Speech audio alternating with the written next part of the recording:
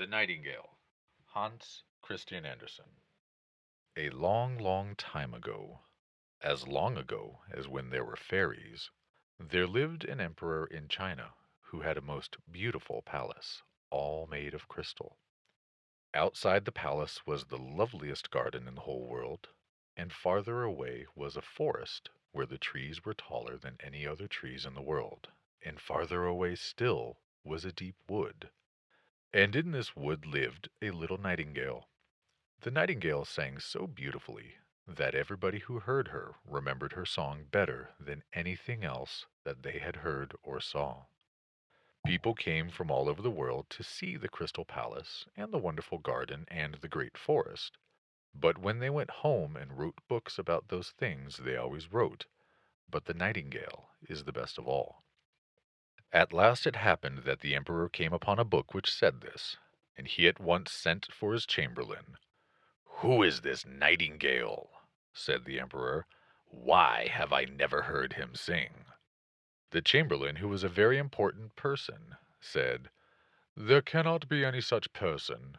I have never heard his name." "The book says there is a nightingale," said the emperor. "I command that the nightingale be brought here to sing for me this evening." The chamberlain went out and asked all the great lords and ladies and pages where the nightingale could be found, but not one of them had ever heard of him. So the chamberlain went back to the emperor and said, "There is no such person." "The book says there is a nightingale," said the emperor. "If the nightingale is not here to sing for me this evening, I will have the court trampled upon immediately after supper." The chamberlain did not want to be trampled upon, so he ran out and asked everybody in the palace about the nightingale. At last a little girl who worked in the kitchen to help the cook's helper said, "Oh yes, I know the nightingale very well. Every night when I go to carry scraps from the kitchen to my mother, who lives in the wood beyond the forest, I hear the nightingale sing." The chamberlain asked this little cook maid to take him to the nightingale's home, and many of the lords and ladies followed after. When they had gone a little way, they heard a cow moo. "Ah," said the lords and ladies, "that must be the nightingale. What a large voice for so small a creature!" "Oh no," said the little girl, "that's just a cow mooing." A little farther on they heard some bullfrogs in a swamp. "Surely that is the nightingale," said the courtiers. "It really sounds like church bells." "Oh no," said the little girl, "those are bullfrogs croaking." At last they came to the wood where the nightingale was. "Hush," said the little girl, "she is going to sing." And, sure enough, the little nightingale began to sing. She sang so beautifully that you have never in all your life heard anything like it.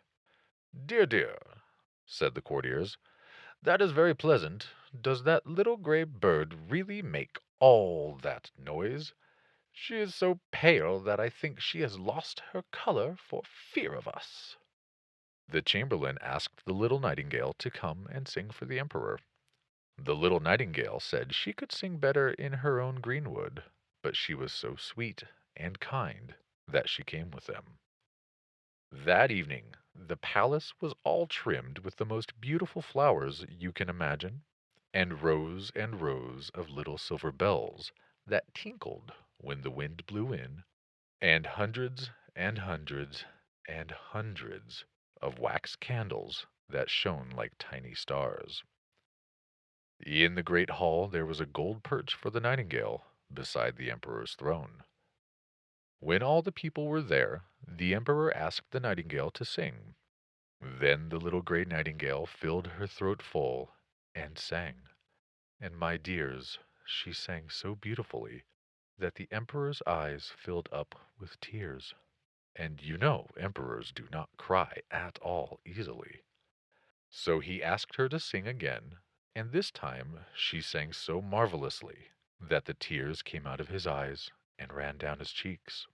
That was a great success. They asked the little nightingale to sing over and over again, and when they had listened enough, the emperor said that she should be made singer in chief to the court. She was to have a golden perch near the emperor's bed, and a little gold cage, and was to be allowed to go out twice every day. But there were 12 servants appointed to wait on her, and those 12 servants went with her every time she went out. And each of the 12 had hold of the end of a silken string, which was tied to the little nightingale's leg. It was not so very much fun to go out that way. For a long, long time, the nightingale sang every evening to the emperor and his court, and they liked her so much that the ladies all tried to sound like her.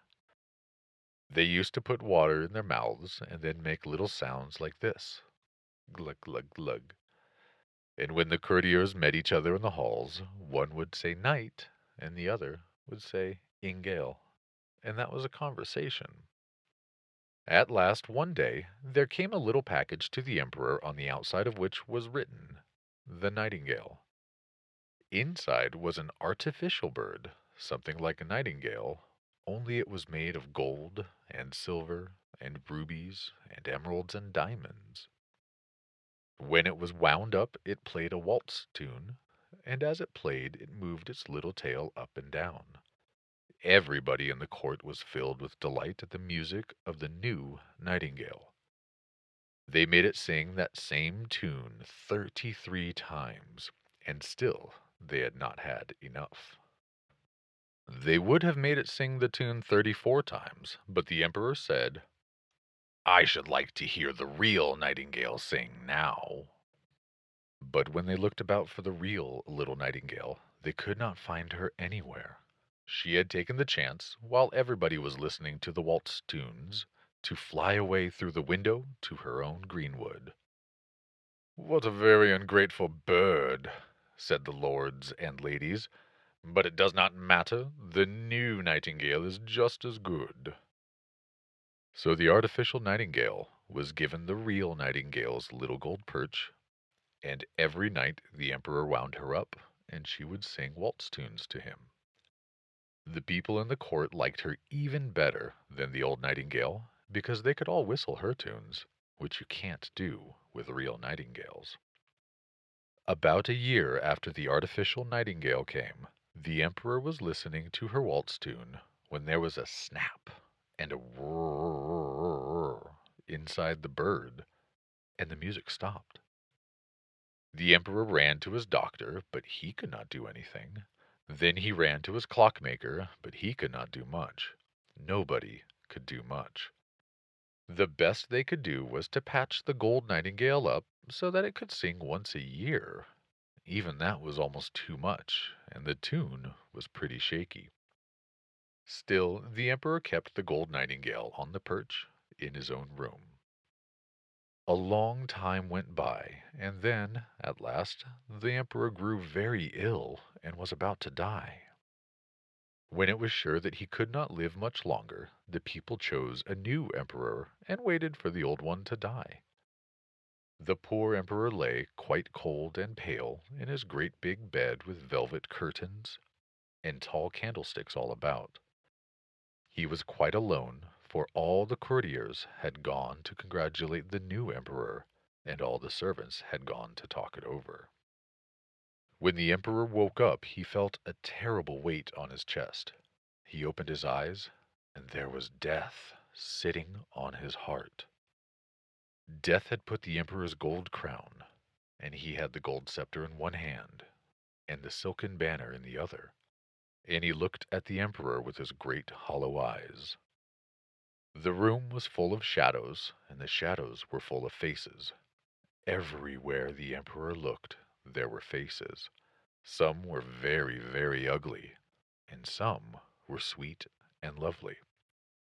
They were all the things the emperor had done in his life, both good and bad. And as he looked at them, they began to whisper. They whispered, "Do you remember this? Do you remember that?" The emperor remembered so much that he cried out loud, "Oh, bring the great drum! Make music so that I may not hear these dreadful whispers. But there was nobody there to bring the drum. Then the emperor cried, "You little gold nightingale, can you not sing something for me? I have given you gifts of gold and jewels, and kept you always by my side. Will you not help me now?" But there was nobody to wind the little gold nightingale up, and of course it could not sing. The emperor's heart grew colder and colder where death crouched upon it, and the dreadful whispers grew louder and louder, and the emperor's life was almost gone. Suddenly, through the open window there came a most lovely song. It was so sweet and so loud that the whispers died quite away.